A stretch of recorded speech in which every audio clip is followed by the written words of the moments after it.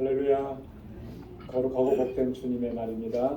우리 다 함께 자리에서 일어나셔서 우리 마음과 뜻과 정성을 다해서 영과 진리로 거룩하신 하나님께 예배드리겠습니다.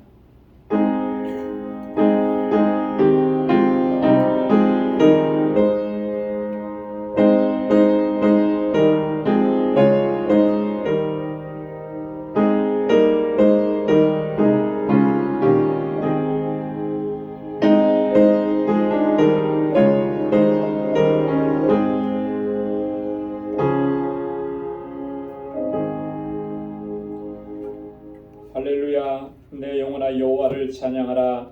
나의 생전에 여호와를 찬양하며 나의 평생에 내 하나님을 찬송하리로다. 방백들을 의지하지 말며 도울 힘이 없는 인생도 의지하지 말지니 그 호흡이 끊어지면 흙으로 돌아가서 당일에 그 도모가 소멸하리로다. 야곱의 하나님으로 자기 도움을 삼으며 여호와 자기 하나님에게 그 소망을 두는 자는 복이 있도다. 아멘. 자비하시고 거룩하신 하나님, 지난 한 주간도 저희들을 은혜 가운데 지켜주시고 오늘도 이 날을 거룩하고 복되게 구별하시며 저희들을 주님 앞으로 인도해 주셔서 이처럼 하나님을 예배케 하시니 감사합니다. 한 주간 동안 베풀어 주신 주님의 사랑과 크신 은혜, 이 시간 다 헤아릴 수 없지만 기억하며 감사하며 온 마음으로 주님을 예배하는 저희를 되게 하여 주옵소서. 성령께서 우리 마음과 생각을 온전히 주장하여 주셔서 세상의 모든 무거운 짐들을 하나님 다 내려놓게 하시고 또 우리의 허물과 죄악을 주님 앞에 고백하오니 주님 용서하여 주옵시고 우리를 거룩하게 하시고 정결하게 하셔서 하나님께서 받으시기에 합당한 예배 이 시간 주님께 올려드리는 저희들 되게 하여 주옵소서. 이 예배를 기뻐 감당해 주시고 예비하신 주님의 평강으로 가득히 채워 주옵소서. 예수님의 이름으로 기원하옵나이다. 아멘. 전능하사 천지를 만드신 하나님 아버지를 내가 믿사오며 그 외아들 우리 주 예수 그리스도를 믿사오니 이는 성령으로 잉태하사 동정녀 마리아에게 나시고 본디오 빌라도에게 고난을 받으사 십자가에 못 박혀 죽으시고 장사한 지 사흘 만에 죽은 자 가운데서 다시 살아나시며 하늘에 오르사 전능하신 하나님 우편에 앉아 계시다가 저리로서 산 자와 죽은 자를 심판하러 오시리라. 성령을 믿사오며 거룩한 공예와 성도가 서로 교통하는 것과 죄를 사하여 주시는 것과 몸이 다시 사는 것과 영원히 사는 것을 믿사옵나이다. 아멘. 자리에 앉으시기 바랍니다. 찬양으로 하나님께 영광 돌리겠습니다.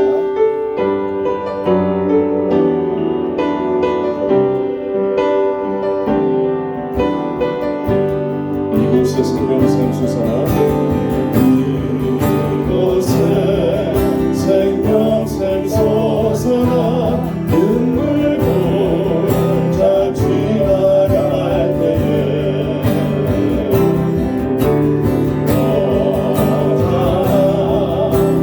열매의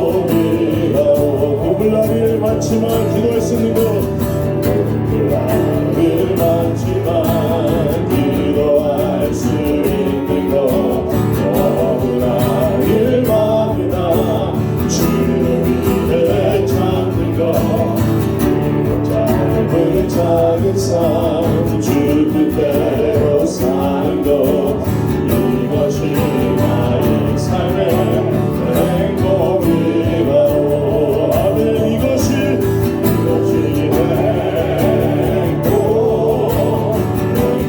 행복이라오. 세상을 알 수 없는 세상을 알 수 없는 하나님 선물 이것이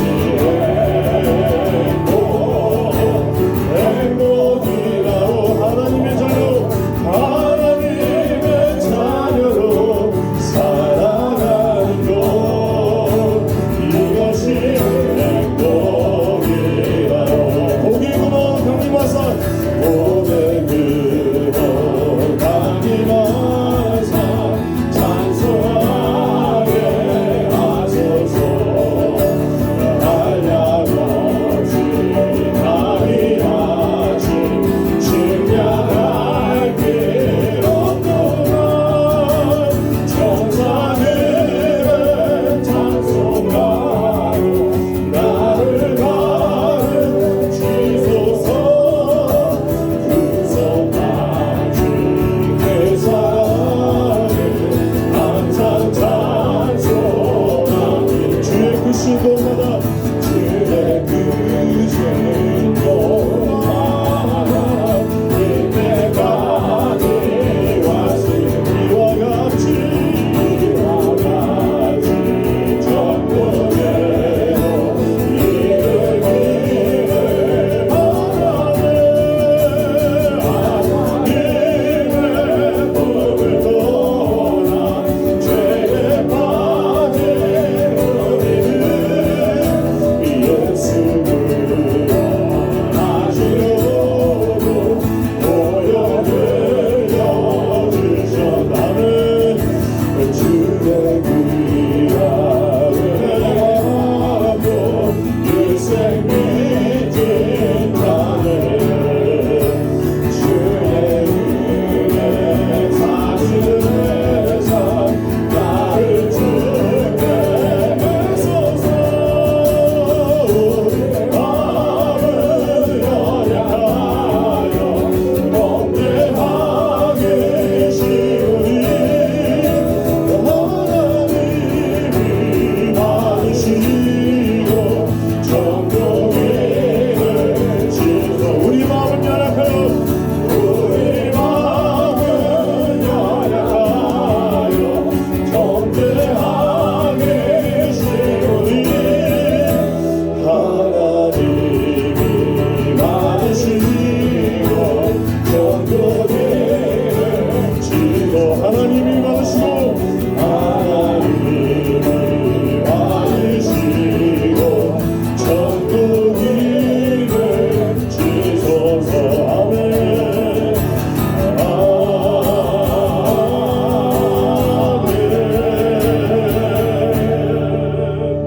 아멘. 자리에 앉으시기 바랍니다.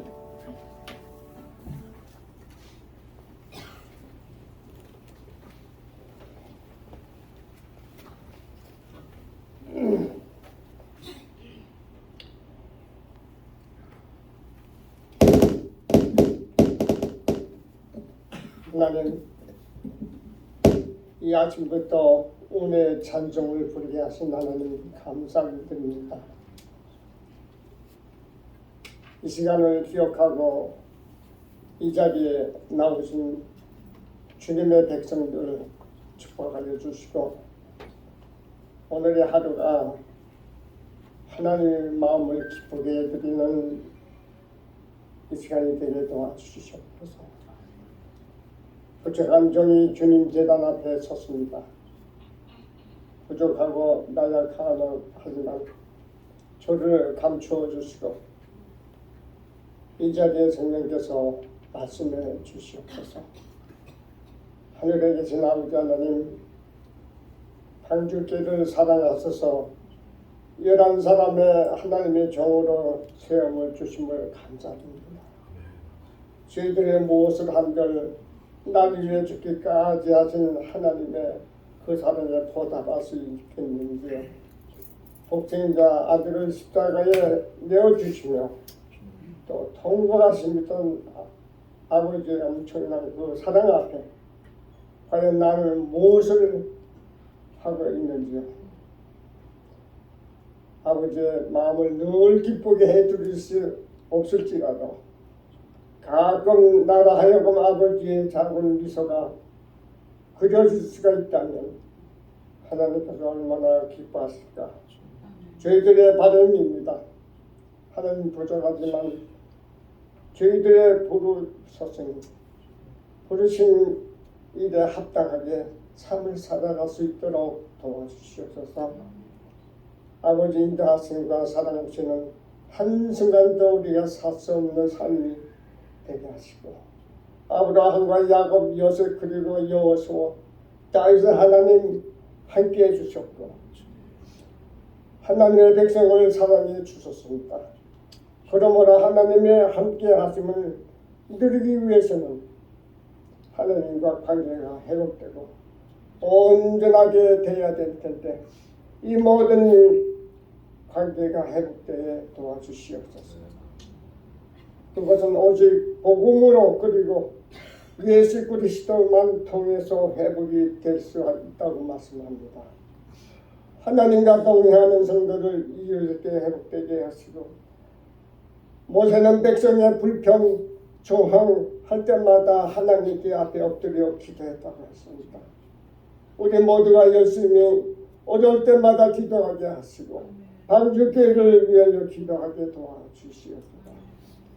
방주 재단을 축복하여 주시고 계속 굳게 하여 주시고 성령님께서 충만한 교회로 세워주고 계십니다. 또 주일학교 유실그룹 EM 분께 도와주시고 특별히 알라메다에서 사역하시는 힐베리또 로레타 건강을 허락해 주셔서 그들이 하는 일이 하나님의 영광을 돌리면서 나의 마음을 늘 간직하고 하나님께 봉사하게 도와주시옵소서. 이 시간 특별히 말씀드립니다. 정영진 집사님 하나님께서 부르셔서 소천하셨습니다. 육신의 장막에서 사는 동안 어려움이 많았습니다. 지금은 하나님과 함께 편히 쉬게 됨을 생각하며 위로를 받습니다. 특별히 유가족들에게 큰 위로를 주시며 슬픔 때문에 어려움이 없도록 성령께서 인도해 주시옵소서. 네, 말씀을 전합니다. 성령께서 함께 하여 주시고 특별히 말씀을 전하는 목사님의 지혜를 하나님께서 허락하셔서 우리 듣고 끝나는 것이 아니라 이것을 구원의 길로 인도하도록 인도하여 주시옵소서. 모든 것 감사하고 예수님 이름 받들고 기도하였습니다.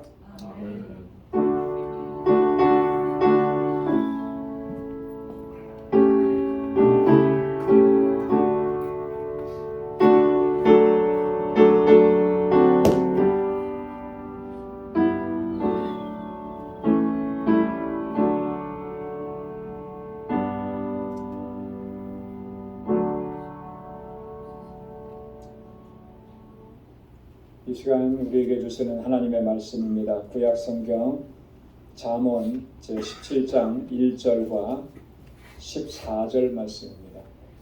잠언 제17장 1절과 14절 구약 성경 929페이지에 있습니다. 말씀을 봉독하겠습니다. 마른 떡 한 조각만 있고도 화목하는 것이 육선이 집에 가득하고 다투는 것보다 나으니라. 다투는 시작은 방축에서 물이 새는 것 같은즉 싸움이 일어나기 전에 시비를 그칠 것이니라. 아멘. 할렐루야. 할렐루야. 인간은 사회적 동물이라는 그런 말이 있습니다. 여러분 누가 한 말인지 혹시 기억나십니까? 인간은 사회적 동물이라. 아마 학창 시절에 한 번쯤은 다 들어봤을 것이고 배웠던 말인데요. 그리스 철학자 아리스토텔레스가 한 말이라고 합니다. 사회적 동물이다라고 하는 이 말은 인간은 결코 혼자서는 살아갈 수가 없는 그런 존재다라고 하는 의미죠. 인간은 함께 어우러져서 살아갈 때 그 존재의 가치가 분명해지는 그런 존재라고 하는 것입니다. 한자어로 인간이라고 하는 거, 사람 인자, 사이간자를 씁니다. 사람과 사람 사이에 존재하는 그런 존재가 바로 인간이라는 거죠. 서로 관계를 맺으면서 살아갈 수밖에 없는 그런 존재, 그게 바로 인간이라는 것입니다.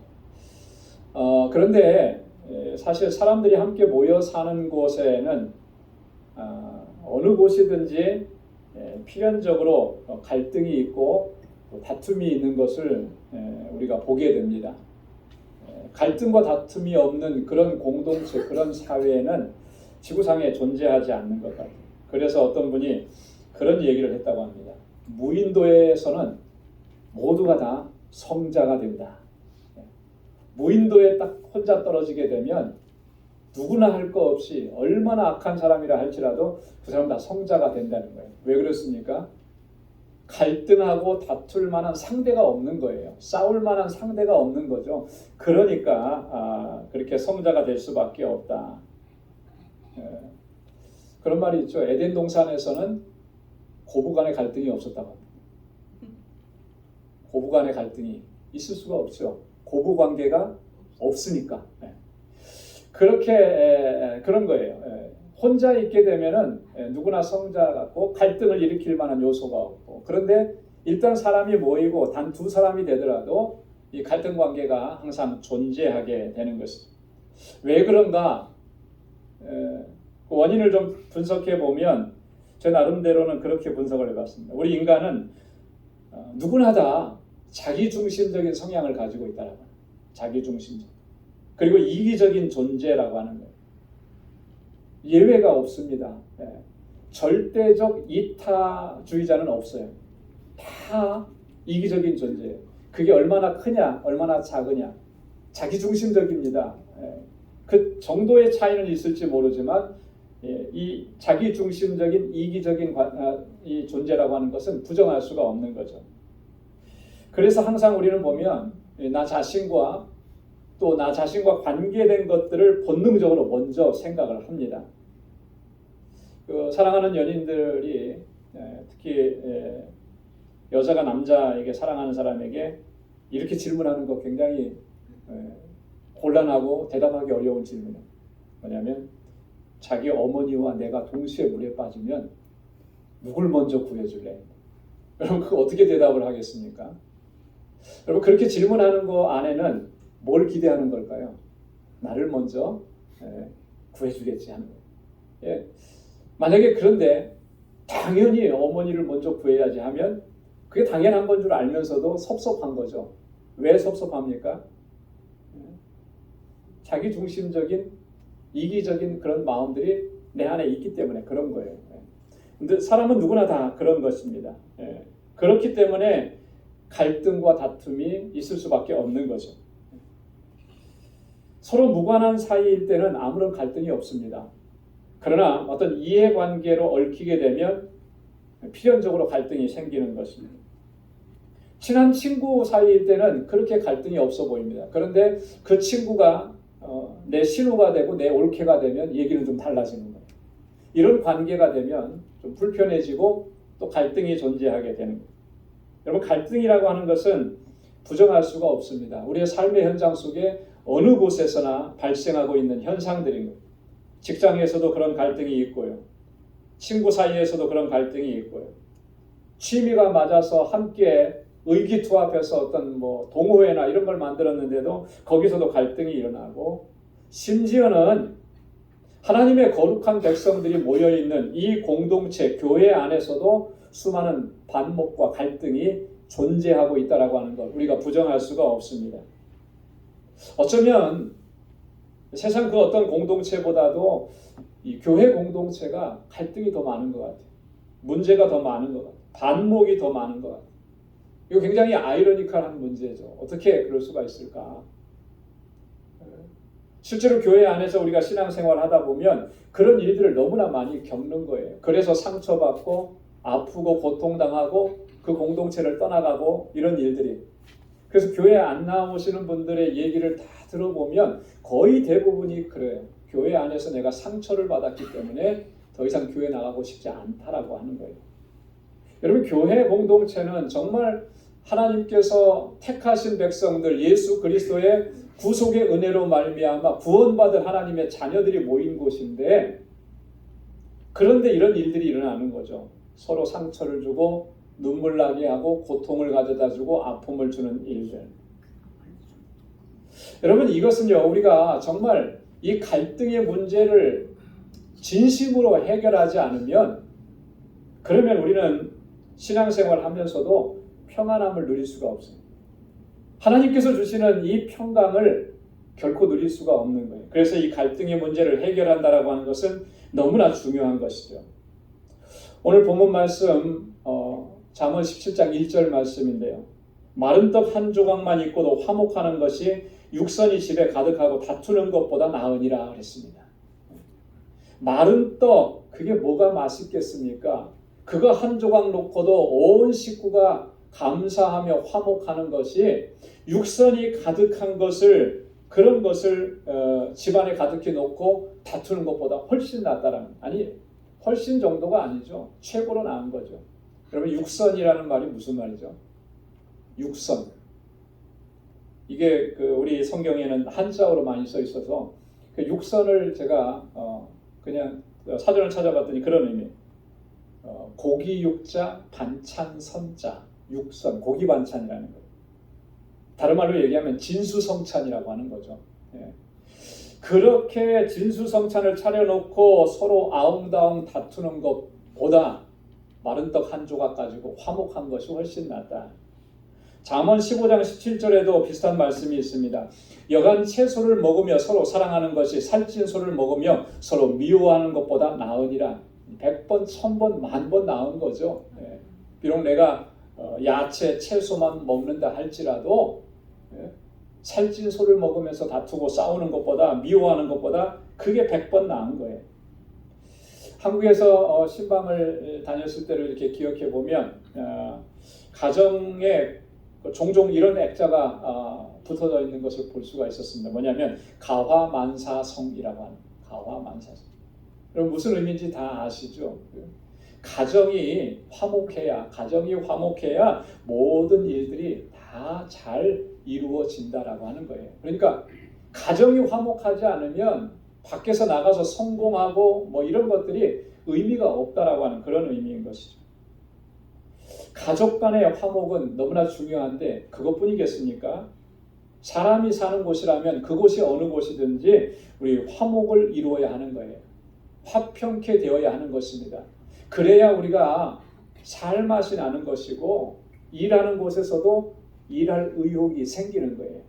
내가 아무리 높은 직책과 고액의 연봉을 받아도 그 안에서 함께하는 동료들과 갈등 관계가 있으면 그게 의미가 없어요. 너무나 힘들고 너무나 고통스럽고 너무나 일이 많으니까. 그래서 젊은 사람들 중에도 보니까 팬데믹 지나면서 너무나 그런 일들이 힘들어지니까 나중에 그 좋다는 직장, 부모님들이 자랑하는 그 직장도 다 내려놓고 떠나 나오더라고요. 왜요? 힘드니까. 육체적으로도 힘들고 정신적으로도 힘들고. 예. 마태복음 5장 9절에 보면 산상수훈의 말씀 가운데 이런 말씀이 있습니다. 화평케 하는 자는 복이 있나니 저희가 하나님의 아들이라 일컬음을 받을 것이며. 여러분 한번 따라서 해보시기 바랍니다. 화평케 하는 자는 복이 있나니 저희가 하나님의 아들이라 일컬음을 받을 것이며. 피스메이커가 되는 거예요.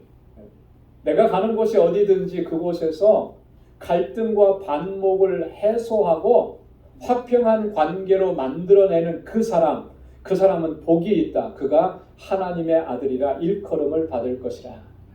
저와 여러분들이 그런 사람이 될 수 있기를 소망합니다. 여러분, 화목이 중요한데요. 화평케 하는 자가 되는 것이 너무나 중요한데 어떻게 그런 화목을 이룰 수 있을까?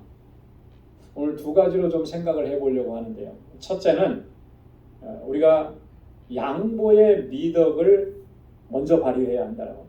한번 따라서 해보십시오. 양보의 미덕을 발휘합시다. 양보해야 돼요. 내가 먼저 양보해. 여러분 도로교통 우리 다 운전하고 다니니까 도로교통 그 표지판에 보면 어떤 표지판이 있냐면 이일드라는 표지판이 있어요. 그죠? 근데 이 표지판은 양보하라는 거예요. 양보. 주로 어디에 많이 되어 있느냐면 이 교차로 같은데 그리고 고속도로 진입로 같은데 요 표지판이 있습니다. 내가 지금 가는 방향에 있는 차가 있다면 그 이일드라는 표시가 있으면 양보하라는 거예요.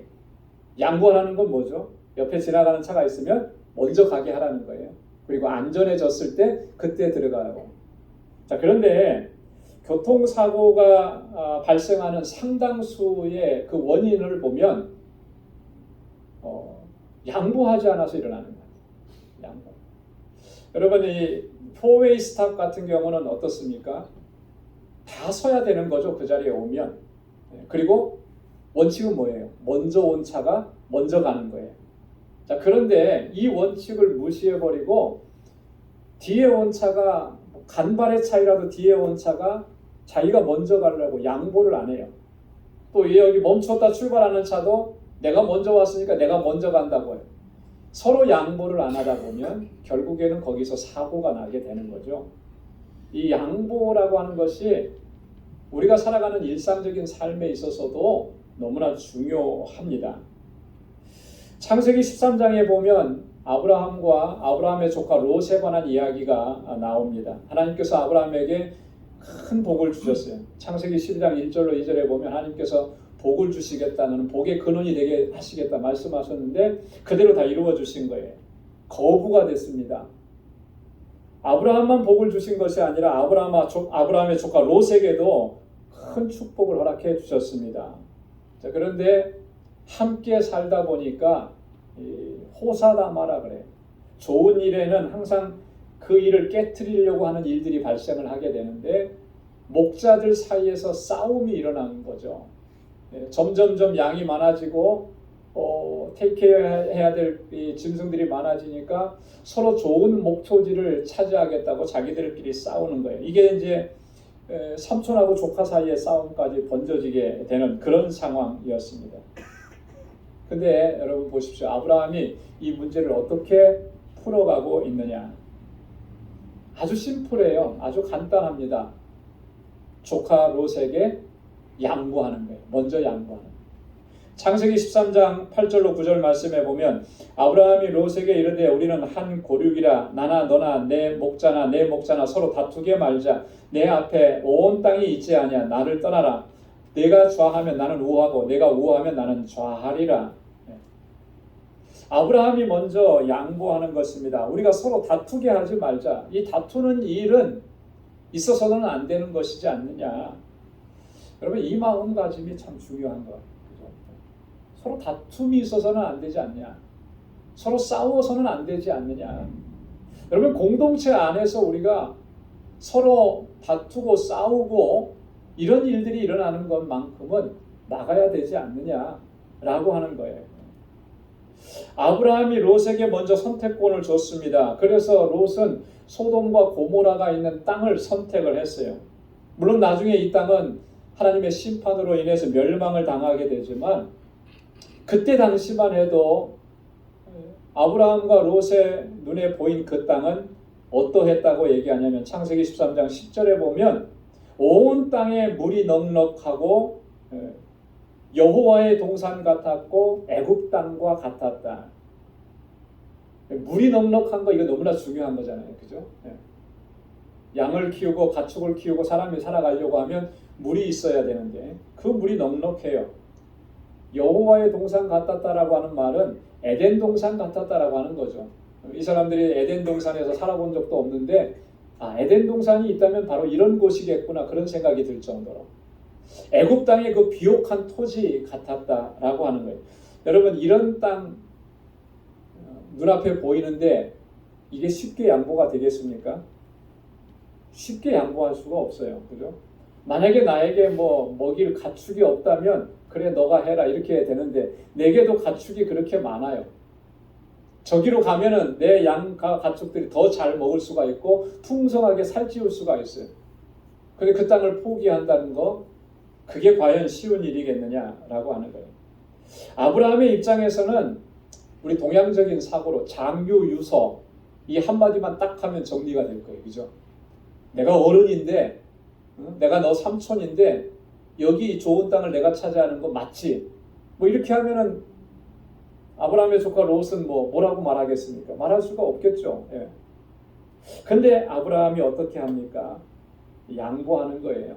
조카에게 먼저 네가 선택해라. 네가 오른쪽으로 가면 나는 왼쪽으로 가겠고, 네가 왼쪽으로 가면 나는 오른쪽으로 가겠다. 아브라함의 마음에는 어른인 내가 양보하자, 이런 마음이 있었다라고 하는 것입니다. 어쩌면 이 그 목자들 간의 갈등은 굉장히 큰 싸움으로 번질 수도 있는 그런 상황이었습니다. 하지만 아브라함이 이렇게 양보하고 먼저 선택권을 조카에게 주었기 때문에 큰 싸움으로 번질 수 있는 이런 비화를 막을 수가 있었다라고 하는 것이죠. 여러분, 이 양보의 미덕을 갖추는 것은 너무나 중요해요. 그것이 갈등을 해결하는 가장 중요한 키가 되기 때문에 그런 것입니다. 여러분, 이 양보라고 하는 것은요, 가진 자가 하는 거예요. 양보라고 하는 것은 강한 자가 하는 것입니다. 양보라고 하는 것은 기득권이 있는 사람이 할 수 있는 거예요. 자기가 가지고 있는 이 권리를 상대방에게 자발적으로 넘겨주는 것, 그것을 양보라고 그렇게 얘기합니다. 이 양보는 포기하는 것이나 체념하는 것과는 좀 다른 문제예요. 포기하고 체념하는 것은 어쩔 수 없이 그렇게 되는 거죠. 내가 약하기 때문에, 힘에 의해서 내가 어쩔 수 없이 그렇게 하는 게 포기죠. 양보는 그렇지 않은 거예요. 내가 주장할 수 있고 내가 그것을 누릴 만큼 강하고, 그렇지만 상대방을 위해서 자발적으로 내어주는 것, 그게 양보인 것입니다. 아브라함이 그러한 미덕을 발휘했기 때문에 조카 롯과의 그런 갈등이 더 커지지 않고 봉합될 수가 있었고 아무런 문제가 없이 될 수가 있었다는 겁니다. 이 부전자전이라고 합니다. 아버지의 모습이 아들에게도 그대로 나타날 때 이런 걸 보고 이제 우리가 부전자전이라고 하는데, 아브라함의 그런 모습을 아마 삶을 통해서 많이 봤겠죠. 그의 아들 이삭도 보면은 그렇게 큰 싸움이 있고 전쟁이 있을 만한 그런 상황에서 양보의 미덕을 발휘하면서 그 문제를 해결하는 그런 장면이 나옵니다.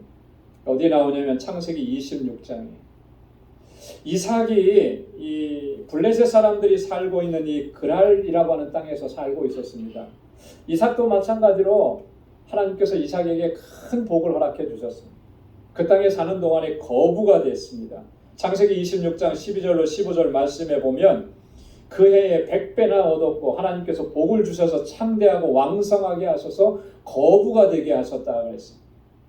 노복이 심히 많고 양과 소떼가 심히 많았다. 그 모습을 보고 블레셋 사람들이 배 아프기 시작한 거예요. 그죠? 시기했어요. 시기한 정도로 끝나는 것이 아니라 그들의 사람들이 와서 아브라함 때부터 이 파놓았던 우물들을 막고 흙으로 메워버리고 물 근원을, 생수의 근원을 끊어버리는 거예요. 여러분, 이 정도의 일을 당하면 그거 보고 참을 사람이 어디 있겠어요. 그죠? 누군가가 여러분들의 집에 찾아와가지고 집에 재산상의 손해를 입힌다 그러면 여러분 가만히 있겠습니까? 가만히 있을 수 있는 사람이 아무도 없죠.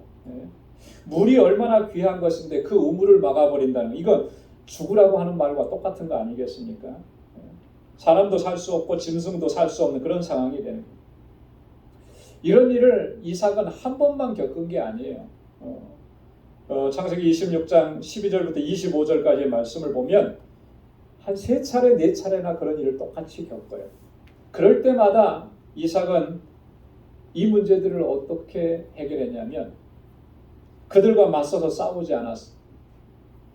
그들이 그렇게 하면은 또 다른 곳으로 이주해서 거기서 우물을 파고 거기서 또 새로운 삶을 이어가는 거예요. 창세기 26장 16절에 보면 블레셋 왕 아비멜렉이 이삭에게 그렇게 얘기합니다. 내가 우리보다 크게 강성한즉 우리를 떠나가라. 그 삶의 터전을 떠나라는 거예요. 강제 이주하라는 거예요. 여러분 지금까지 터전을 삼아와서 여기서 이렇게 다 터잡고 살았는데 거기를 떠나라. 이게 쉽게 납득이 되는 일이겠습니까? 그런데 이삭은 아무 말도 하지 않고 다 버려두고 조용히 그곳을 떠나게 됩니다. 이삭은 거부할 수도 있었죠. 자기 힘으로 그걸 지켜낼 수도 있었을 겁니다. 그런데 만약에 그렇게 하면은 반드시 문제가 생기게 돼 있어요. 물리적인 충돌이 발생하게 되어 있다라고 하는 거예요. 이삭은 그걸 원치 않았던 것이죠. 아브라함처럼 양보의 미덕을 발휘하고 다투고 싸우는 방법, 그래서 지켜내는 방법을 택하지 아니하고 그 자리를 피하는 것입니다. 내가 손해보고 내가 희생하는 쪽을 택하는 거예요. 그랬을 때 그 문제를 지혜롭게 해결할 수가 있었다라고 합니다. 여러분 이런 지혜는요, 오늘 우리가 공동체 안에서 신앙생활을 하면서 너무나도 중요한 것입니다. 왜냐하면 우리도 누군가와는 갈등 관계에 있기 때문에, 누군가와는 심적으로 불편한 관계에 있기 때문에, 여러분 이런 갈등 관계로 인해서 우리의 마음이 불편하고 우리의 마음이 속상하고 믿음 생활도 제대로 할 수가 없고 기도 생활도 제대로 안 되고 신앙 생활 하면서도 우리가 기쁨을 잃어버리고, 여러분 이런 상황을 언제까지 우리가 그런 삶으로 나아가야 하겠습니까? 이 갈등의 관계는 반드시 해결해야 하는 거예요. 그래야 기쁨을 회복할 수 있고 하나님의 주시는 평강을 누릴 수가 있게 되고 하나님께 영광을 돌릴 수가 있게 되는 거예요. 이게 저절로 해결되는 법은 없습니다. 시간이 지나간다고, 시간이 약이라고 했는데 시간이 지나가면 잊혀질 수는 있지만 그 문제가 해결되는 건 아니에요. 그래서 어느 순간에 비슷한 상황이 생기면 그때 일과 함께 지금의 일이 겹쳐져서 더 크게 갈등 관계가 되는 거예요. 그때 가면 돌이킬 수 없는 관계가 되는 거죠. 반드시 우리가 해결해야 하는 문제들이라고 하는 것입니다. 그 해결의 원칙이 뭔가? 내가 먼저 양보하는 것이죠. 내가 먼저 손해보는 것입니다. 그랬을 때 그 문제를 해결하는 키가 되고 문을 열고 그 갈등의 관계를 봉합할 수 있는 그런 하나님의 은혜를 경험하게 될 줄로 믿습니다. 지금은 내가 양보했기 때문에 손해보는 것 같아요. 지금은 내가 다 잃어버린 것 같습니다. 하지만 놀라운 것은 하나님께서 또 다른 방법으로 그 모든 것을 채워주시더라. 이삭이 우물을 막았을 때 그것을 포기하고 다른 곳으로 옮겨갔습니다. 다 잃어버렸습니까? 잃어버리지 않았어요. 하나님께서 다른 곳으로 채워주셨죠. 아브라함이 그 조카 롯에게 그 물이 넉넉한 목초지를 양보하고 포기했을 때 아브라함이 어려워졌습니까? 아니요. 그 이후에 하나님께서 주신 약속은 창세기 13장에 보면 내가 동서남북을 바라보라. 내가 내 눈으로 보는 곳, 내 발로 밟는 그 땅, 그것을 다 너에게 주리라 약속하신 거예요. 그런 하나님의 은혜가 저와 여러분들에게 있게 될 줄로 믿습니다. 두 번째는 뭐냐면 상대방을 이해하고 배려하는 마음입니다. 한번 따라서 해보십시오. 이해하고 배려합시다. 이해하고 배려하는 마음을 내가 먼저 갖는 거예요. 여러분 갈등과 다툼은 사실 사사로운 일에서부터 시작이 됩니다. 처음부터 막 굉장한 것으로 싸우고 다투는 일들은 거의 없어요. 처음의 시작은 별거 아닌 것에서부터 시작을 합니다. 그러다가 나중에 그것을 그대로 방치하니까 점점 큰 문제가 되는 것이죠. 그렇기 때문에 우리가 아무리 사사로운 갈등과 다툼이라 할지라도 그걸 쉽게 지나쳐서는 안 되는 거예요. 갈등은 초기에 잘 다스려야 합니다. 그래야지만 이 호미로 막을 것을 가래로도 못 막는 그런 일들이 발생하지 않게 됩니다. 오늘 보면 14절 말씀에 보면 다투는 시작은 방축에서 물이 새는 것 같은즉 싸움이 일어나기 전에 시비를 그칠 것이니라 했습니다. 방축에서 뚝에서 물이 새는 것 같다 그랬습니다. 여러분 뚝에서 저수지나 댐에서 조그마한 구멍이 생겨서 물이 새는 거, 여러분 그거 그대로 놔두면 어떻게 되겠습니까? 저러다가 멈추겠지 그렇게 되나요? 아니에요.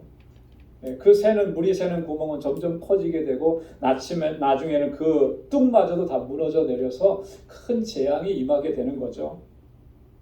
이 갈등과 다툼을 초기에 다스리지 않으면 이렇게 될 수 있다라고 하는 거예요.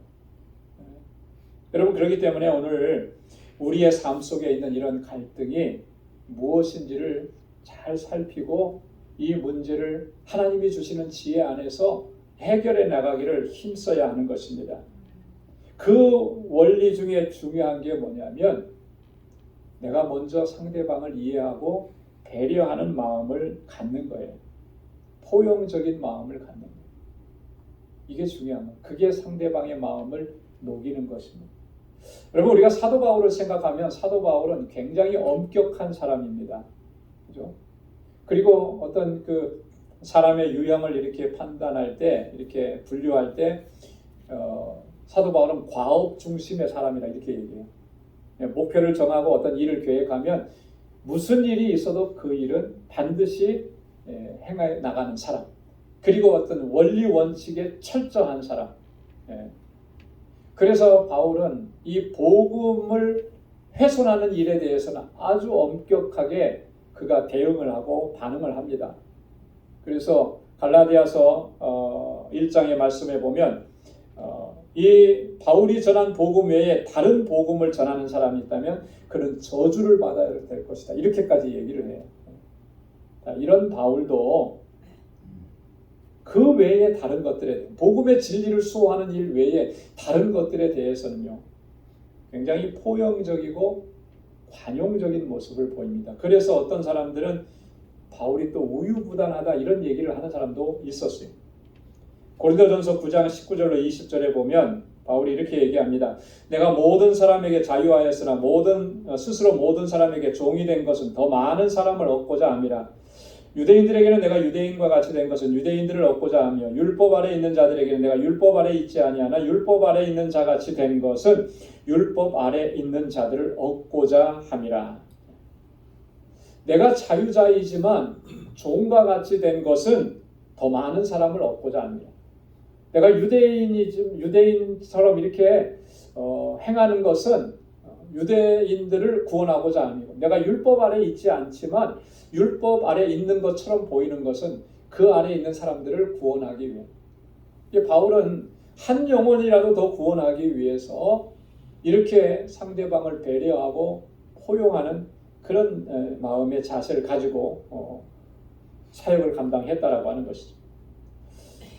여러분 우리가 신앙의 본질적인 것에 대해서는 타협을 해서는 안 돼요. 결코 타협할 수가 없습니다. 하나님을 예배하고 믿음을 지켜나가고 하나님 앞에 우리를 바로 세워가는 것, 이건 타협의 대상이 아닌 거예요.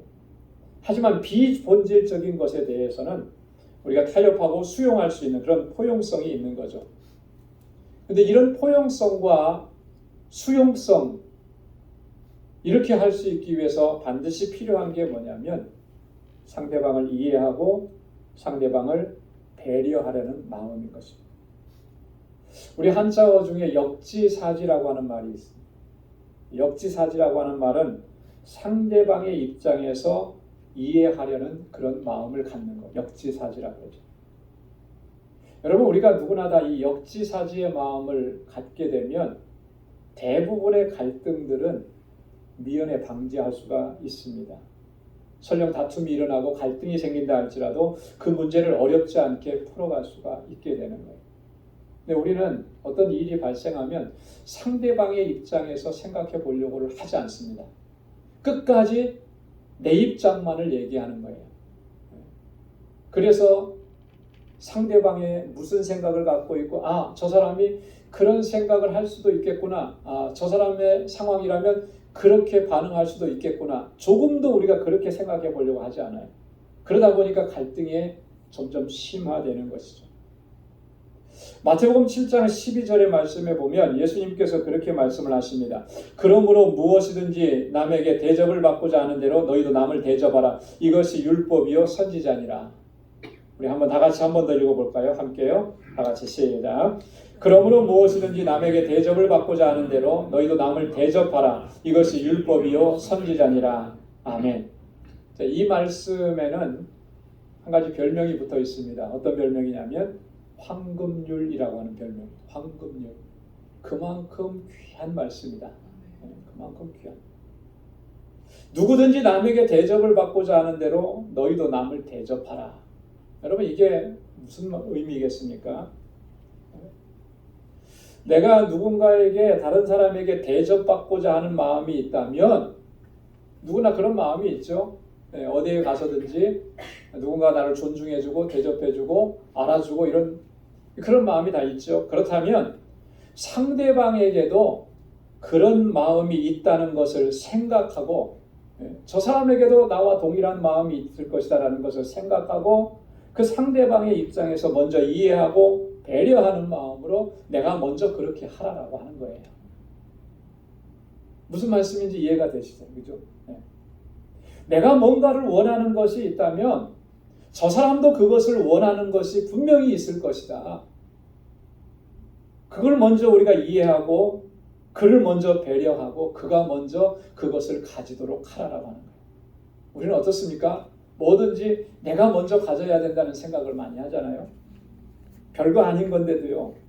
공짜라 그러면요. 얼마나들 좋아하는지. 내가 먼저 다 가져가요.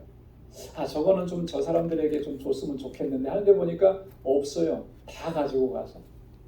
물론 내게도 필요하죠. 하지만 이것이 더 필요한 사람이 있을 것이다라고 우리가 먼저 생각하는 거예요. 그게 이해고 그래서 그 사람을 위해서 남겨두는 게 이게 배려라고 하는 거예요. 여러분 이런 마음을 갖는데 그 안에서 갈등이 생기겠습니까? 상대방을 먼저 배려해주고 상대방을 이해해주는데 거기에서 갈등과 다툼과 반목이 생기겠느냐는 거예요. 갈등과 반목을 미연에 방지하는 거예요. 그랬을 때 그 사람을 통해서 그 공동체가 그 관계가 화평하게 되고 화목하게 되는 하나님의 은혜를 누리게 되는 줄로 믿습니다. 사랑하는 성도 여러분, 오늘 우리가 이 시간에 이런 갈등과 다툼을 극복하고 어떻게 하면 화목하고 화해를 이루어 나갈 수 있는지 그런 비결을 우리가 두 가지로 좀 살펴봤습니다. 첫 번째는 내가 먼저 양보하는 것이다 그랬어요. 두 번째는 내가 상대방을 이해하고 배려하는 것이다 그랬습니다. 아브라함이 그렇게 했고 이삭이 그렇게 했고 또 사도 바울이 그렇게 믿음의 삶을 살아갔고 하나님께서 주신 사명을 감당했어요. 양보하고 이해하고 배려했을 때 갈등과 다툼을 극복할 수가 있었고 평화의 도구로 쓰임받는 하나님의 귀한 일꾼들로 하나님께 영광을 돌릴 수가 있었다라고 저와 여러분들이 다 그런 사람이 되고 또 그렇게 하나님의 자녀로서 살아갈 수 있기를 주님의 이름으로 축원합니다. 기도하겠습니다. 하나님 아버지 감사합니다. 오늘도 이 아침 저희들을 사랑하시고 또 큰 은혜 허락해 주시고 말씀을 통하여서 우리를 깨우쳐 주시니 감사합니다. 하나님 우리가 살아가면서 하나님을 섬긴다고 예수 믿는다고 주님의 일을 한다고 하면서도 하나님 우리 안에는 많은 갈등과 다툼 이 문제를 해결하지 못해서 참 마음 아프고 속상하고 또 눈물을 흘렸던 적이 많습니다. 하나님 주님께서 주신 이 귀한 말씀으로 우리 자신을 돌아볼 수 있게 하시고 먼저 배려하고 이해하고 양보하고 그렇게 하나님의 뜻을 이루어가며 우리의 삶의 자리에서 평화의 도구로 쓰임받는 우리 모두가 될 수 있도록 인도하여 주옵소서. 감사하며 예수님의 이름으로 기도드리옵나이다. 아멘. 찬송 369장 부르시면서 준비하신 예물 하나님께 드리겠습니다.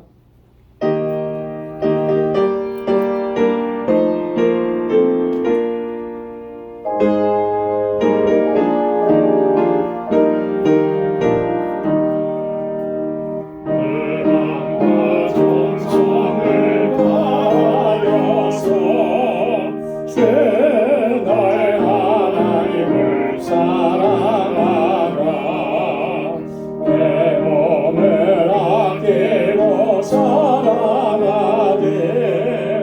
형제와 이웃을 사랑하라.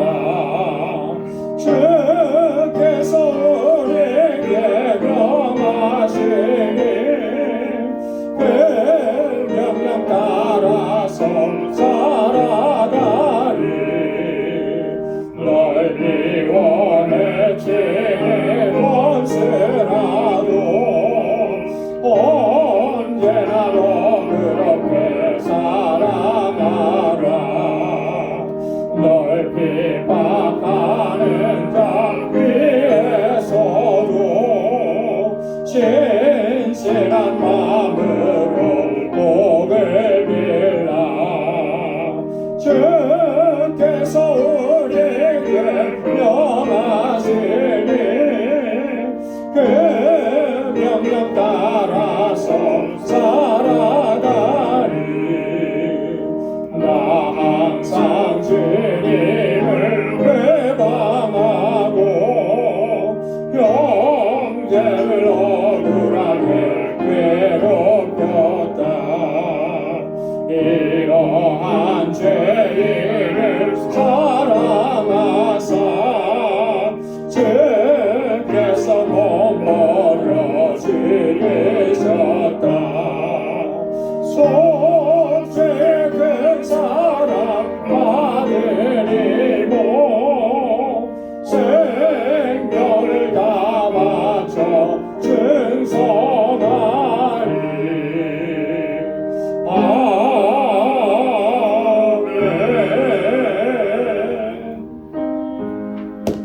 나가신 모든 것 아들의 것이니 그 많은 귀한 선물을 아들께 바치네.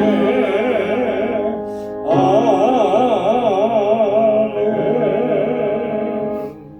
은혜가 풍성하신 여호와 하나님 아버지, 오늘도 허락해 주신 거룩하고 복된 이날 하나님 앞에 나와 주님을 경배하고 찬양하고 예배케 하시고 하나님의 귀한 말씀을 우리에게 들려주셔서 이 시간 다시 한번 주님 앞에 결단할 수 있도록 은혜 주심을 감사합니다.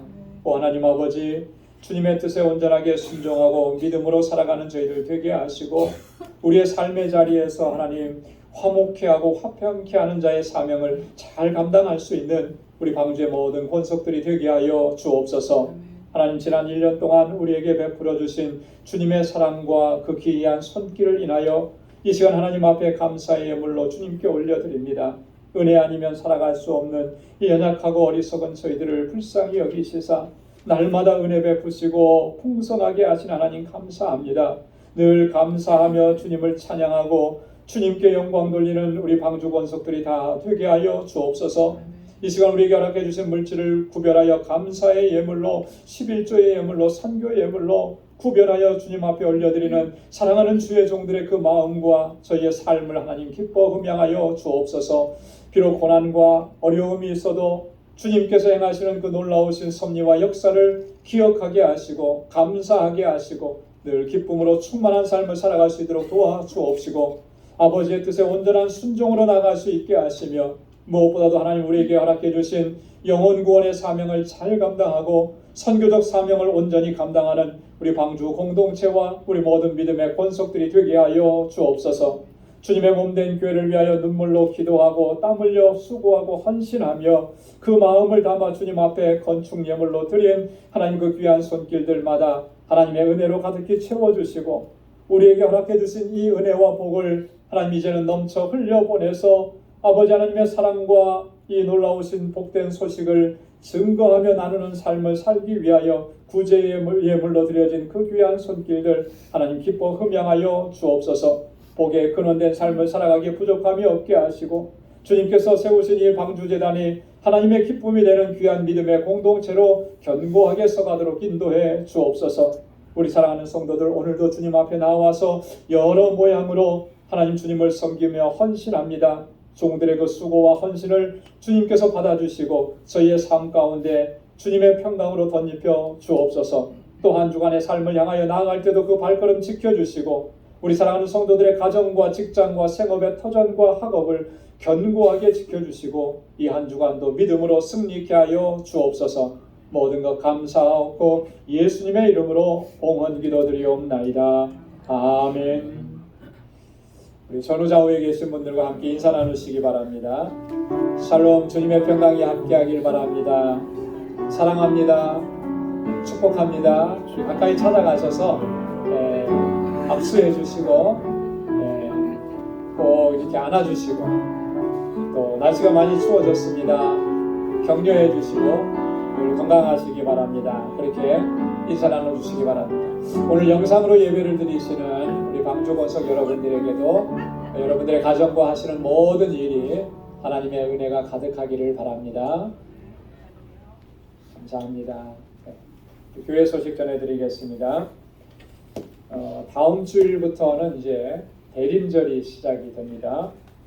메시아로 오신 예수 그리스도 우리 주님을 대망하는 절기, 그래서 주님을 맞이할 준비를 하는 절기가 대림절입니다.